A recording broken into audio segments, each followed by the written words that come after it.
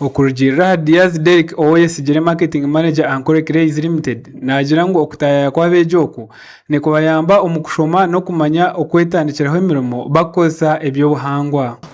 Okutaya isa abana ba Bishop Stewart University kandi bakija aha study tour yo kwija kwega bakareba oku turabasa kukozesa ebyobuhangwa ningashi okora value addition mu binte byite bitwine hano kandi tukabyihame sente. Ogu yagaruka yagira ngo nicyo mugasho munonga kwegesa beji ngo emirimo eyo egubire niye kureta sente kandi bakareka okujijoga. Aba emirimo nkeje yitu baragire bamwe emirimo egubire konganenda kubagambira ngo obwa hati ejiniye mirimo sente.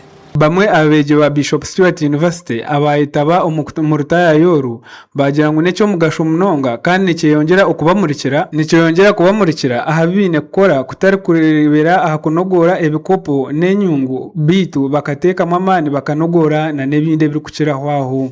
Gankitwe nkabeji twashanga ngo twaganyirwa mu cyango abo kubahininka some stages ezo tukubantu missing nkitwe nkabejokwe so twayegahonka stage ya preparinga kire tushangire nkitwe nkabeje tubent tukozesa more of human labor no kugira nikitwongera kitumurikira munonga abo kwa kutubaheresha mero nakujya kutubateresha mero ntunogoro buntu bice enyungu nkebyo bikopo butenankeje bwo kuteka muri bo kwasa mu cyumunekara mu table organizers ati kutukubantu kwegebyo shangwe nibikomaahwe.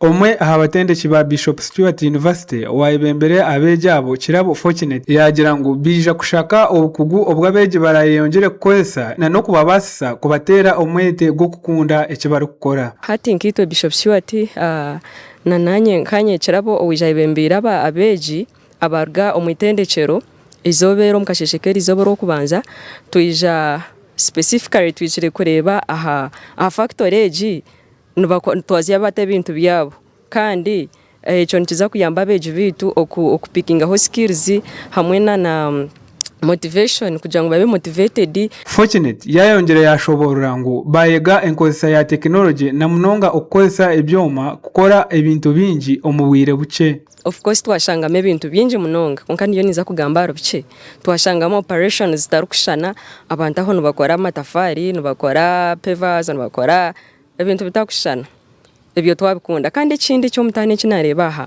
bine technology ebyome birho bayo nubakoresa nebyo mabirunji munonga they are producing in large quantities omukireka cyo munonga hate cyo kiretera nko mwana yamanya aha hariho opportunity yo kutungaho murumo narshi no basa kutandika such a company. Ogu no muringo gumwe gwenjenderwaho yebyo bwegese omuyihanga ryona kwegesa abeji ebyo kwekwateramu gasha kwa Ian akankwasa abwa Tayari West omurimbara.